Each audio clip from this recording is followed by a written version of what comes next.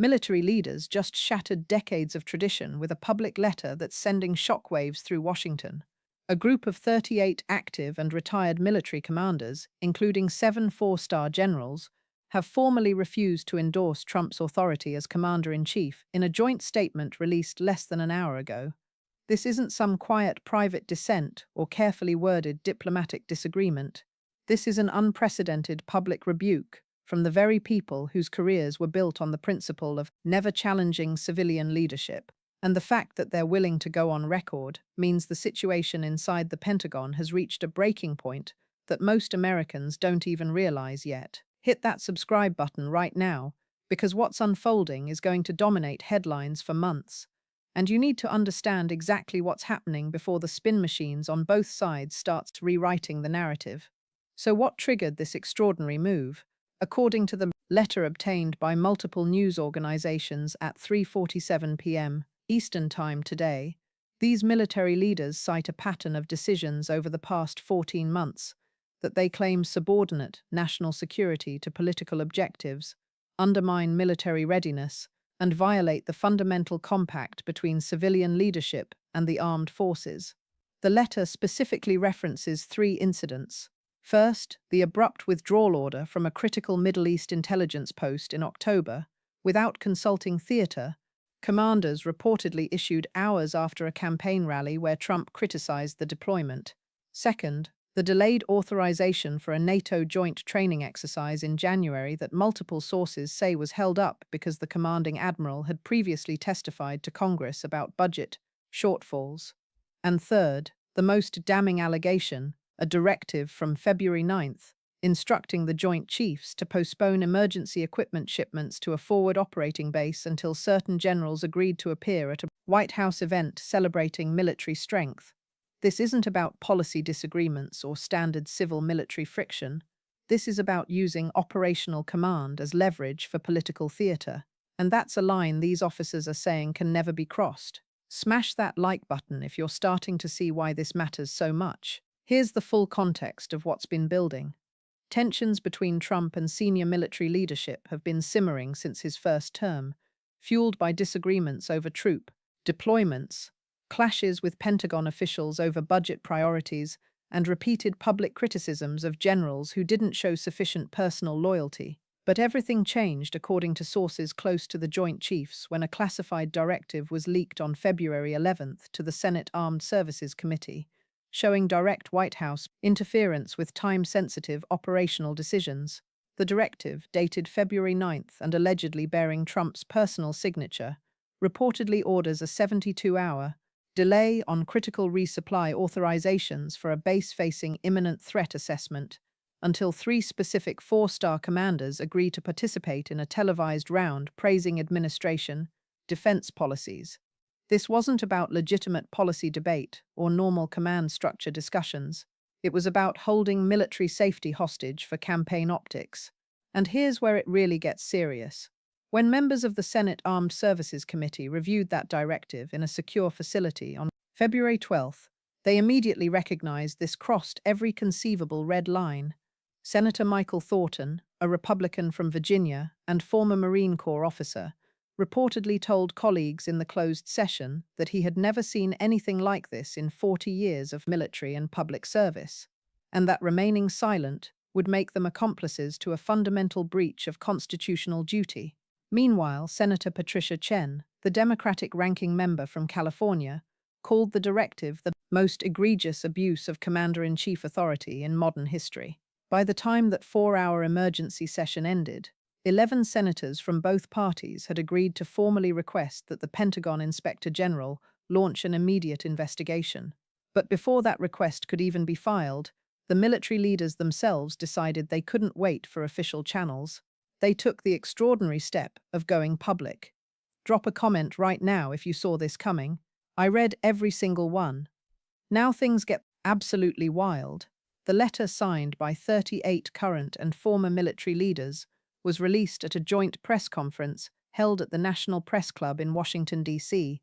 at 3:30 p.m. today. Standing at the podium was General Marcus Caldwell, retired 4-star Army general and former Joint Chiefs Vice Chairman, flanked by Admiral Jennifer Hartley, retired Navy Thryer, who commanded the Pacific Fleet, and Lieutenant General Robert Hayes, retired Marine Corps officer, who led forces in 3 combat theaters. General Caldwell, his voice steady, but his jaw visibly tight. Read the letter's opening statement.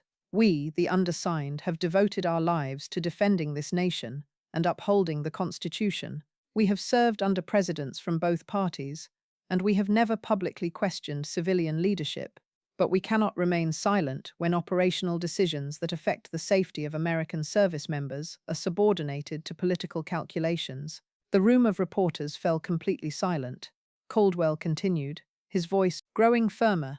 The principle of civilian control of the military is sacred, but that control carries a responsibility to act in the national interest, not personal interest. When a commander-in-chief uses military operations as bargaining chips for political endorsements, that compact is broken. That moment sent absolute shockwaves through the Pentagon and Cap Hill, when a retired 4-star general with 38 years of service and a spotless record publicly declares that a sitting president has violated the fundamental compact of civilian-military relations. It signals one thing: the evidence is so serious that silence itself becomes a betrayal of their oaths. This isn't partisan grandstanding or political opportunism. These are officers who spent their entire careers avoiding politics, who refused to comment publicly on any administration for decades, now putting their reputations on the line because they believe the alternative is watching the integrity of the military command structure collapse in real time. Let me give you some critical historical context. This isn't the first time military leaders have clashed with civilian authority over abuse of command. Think back to April 1951, when President Truman fired General Douglas MacArthur for insubordination during the Korean War. MacArthur had publicly criticized Truman's strategy and advocated for expanding the war into China against direct presidential orders. Truman removed him to preserve civilian control.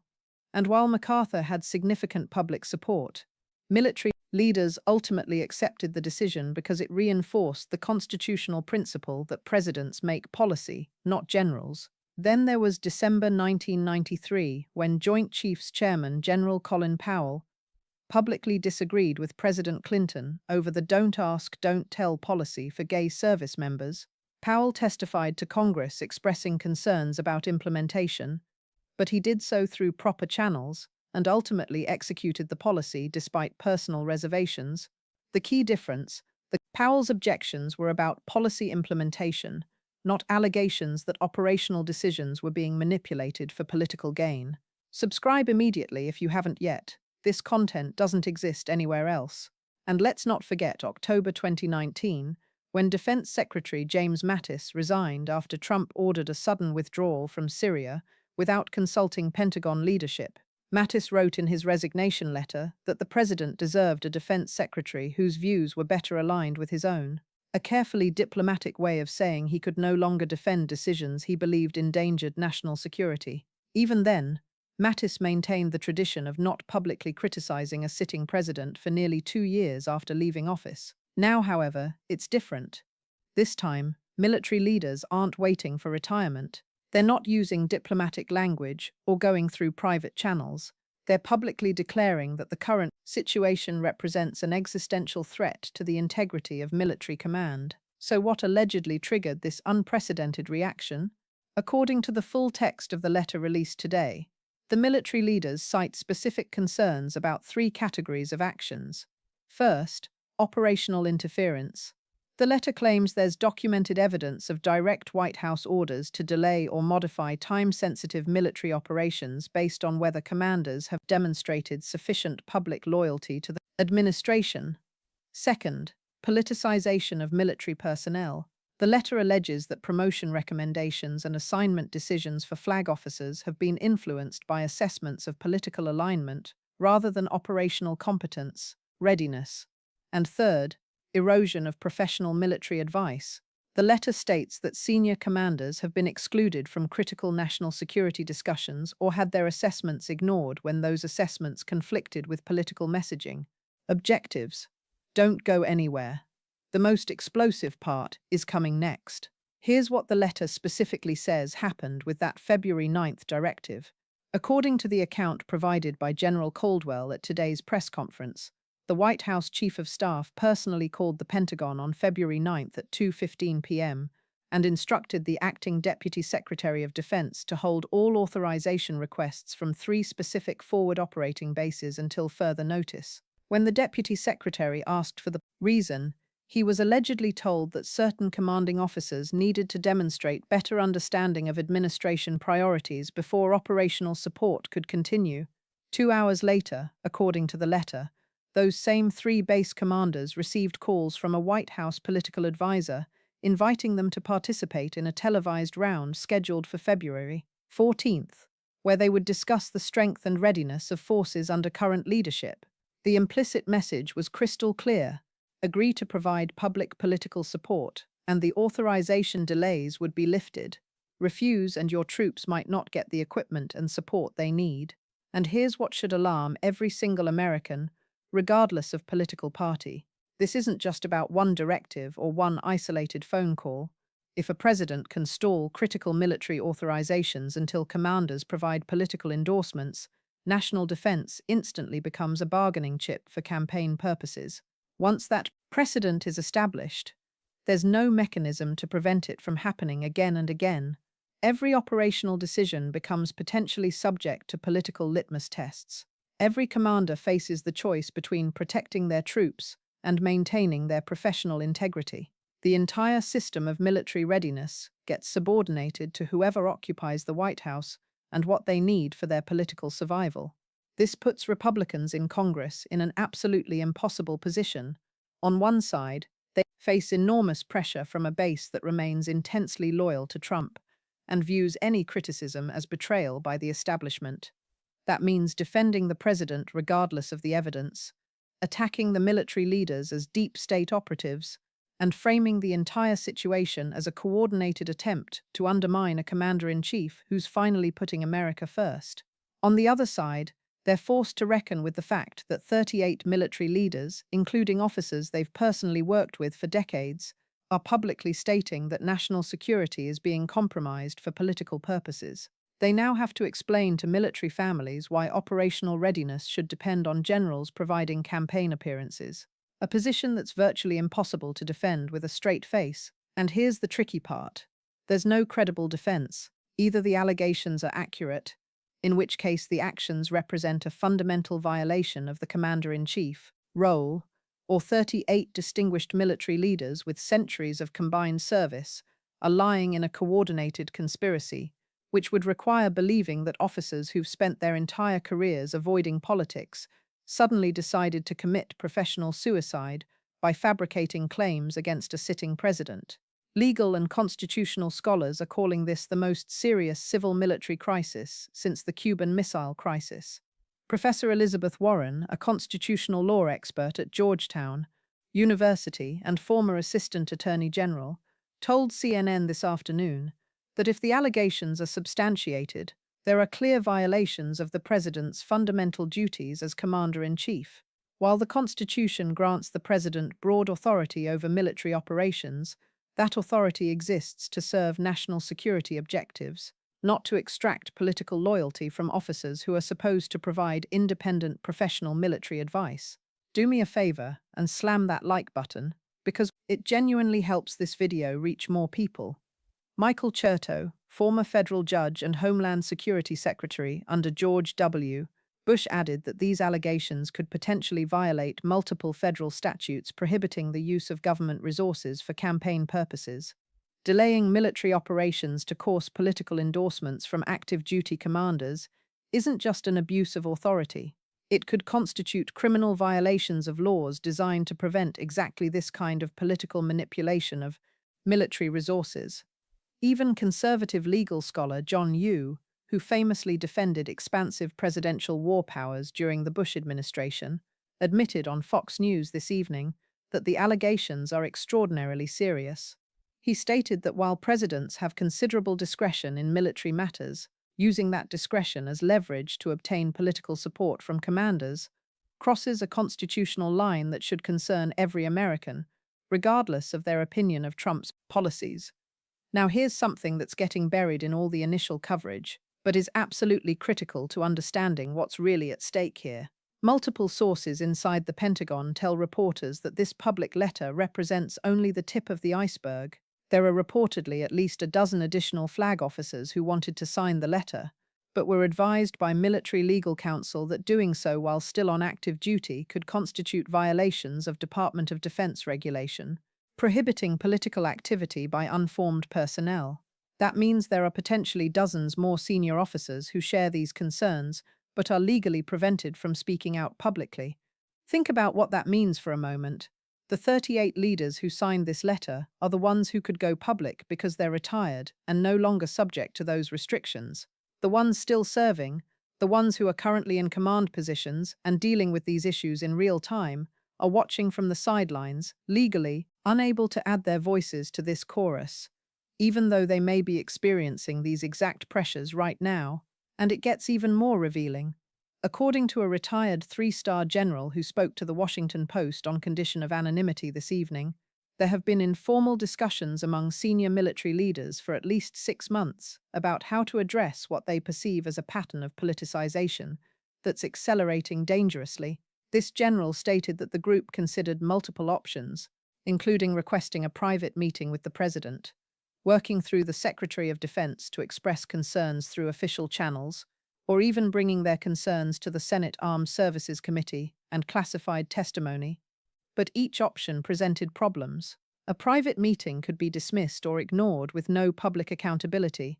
Working through the Secretary of Defense assumed the Secretary would be willing to confront the President, which recent history suggested was unlikely and classified.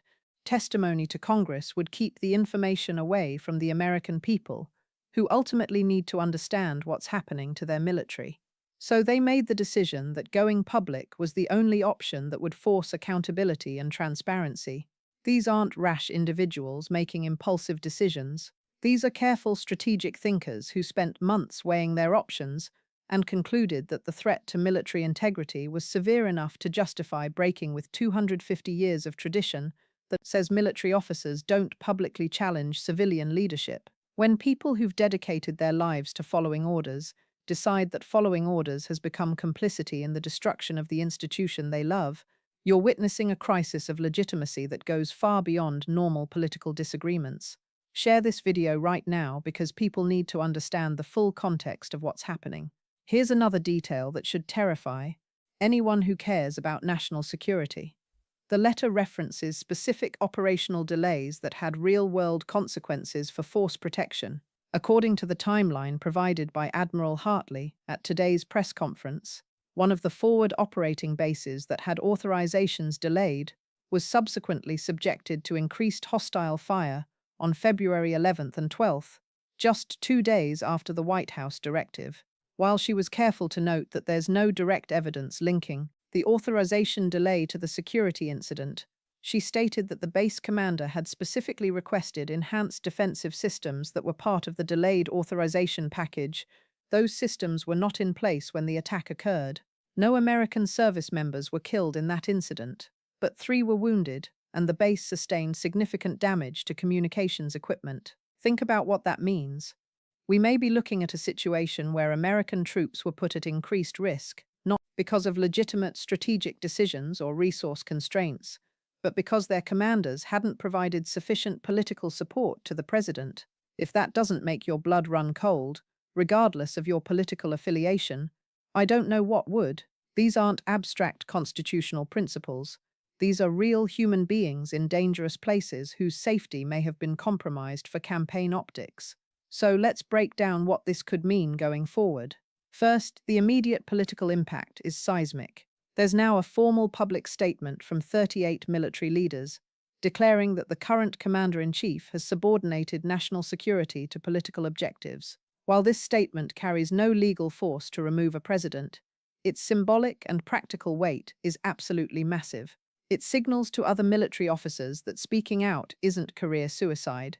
It gives political cover to Republicans who've been afraid to criticize Trump. It creates a permission structure for breaking ranks that didn't exist 24 hours ago.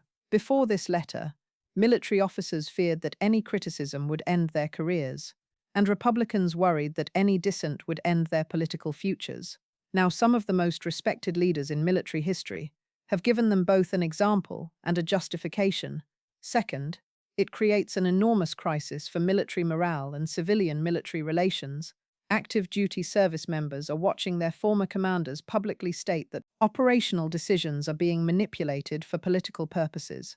A poll conducted by Military Times in January found that 61% of active duty personnel already disapproved of how the administration handles military affairs. That number is almost certainly going to spike dramatically after today's announcement. When troops lose confidence that their safety is the top priority when they believe operational decisions might be influenced by political calculations rather than tactical necessity, unit cohesion and readiness suffer in ways that can't be measured by budget numbers or equipment counts. Finally, looking ahead, the broader implications for American democracy are profound. This fundamentally changes the political landscape. Every Republican candidate in upcoming elections will face questions about whether they support a president who allegedly endangered troops to obtain political endorsements. Campaign ads are already being produced featuring military families asking why their representatives aren't demanding accountability. This creates a wedge issue that transcends normal partisan divisions, because respect for military service and the principle of keeping troops out of political fights traditionally commanded bipartisan reverence. Drop a comment below with your thoughts. I'm genuinely curious to see your perspective on this. But beyond the immediate political calculations, this is really about fundamental constitutional principles that define our entire system of government.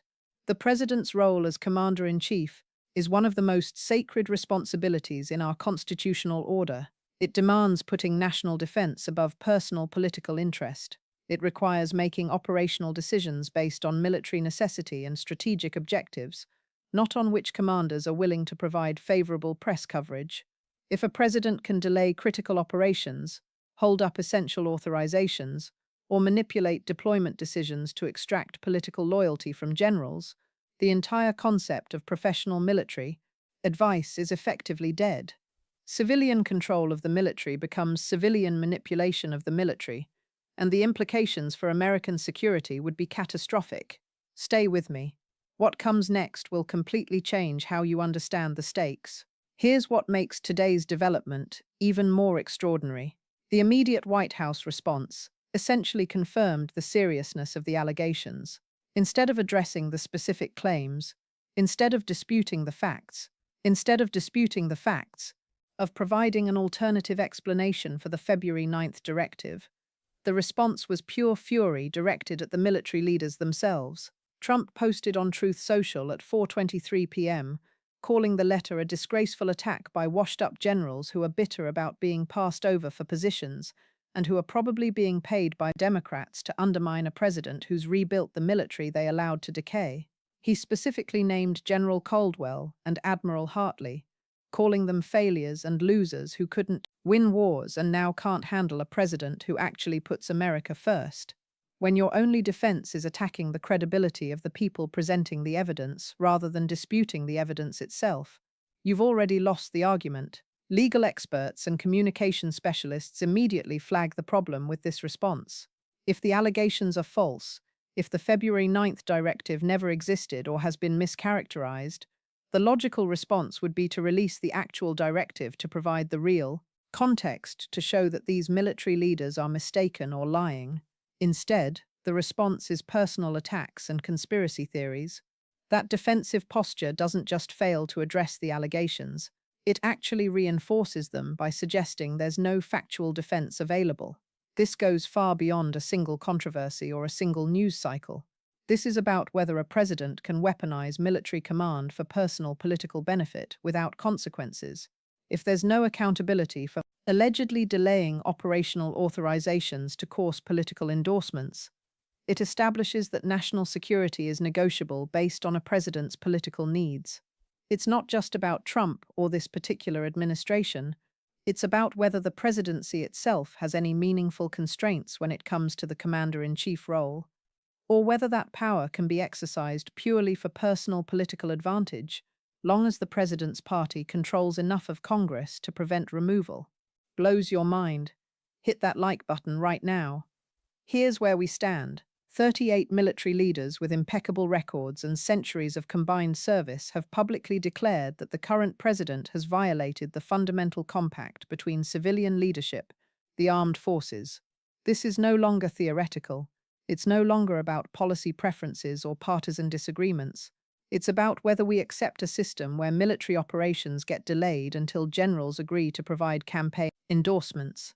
When officers who've spent 30 or 40 years avoiding any hint of political involvement decide they have to go public because the alternative is complicity in the destruction of professional military culture, we've entered genuinely unprecedented and dangerous territory. If there are no consequences, if this moment passes without accountability, it sets a precedent that will haunt American national security for generations. Future presidents will know they can manipulate military operations for political purposes. Future commanders will know that promotions and assignments depend on political loyalty rather than competence. Future adversaries will know that American military decisions might be influenced by domestic political calculations rather than strategic necessity. That's not a sustainable model for a superpower that depends on military credibility for global security. Keep a close eye on this story because it's far from over.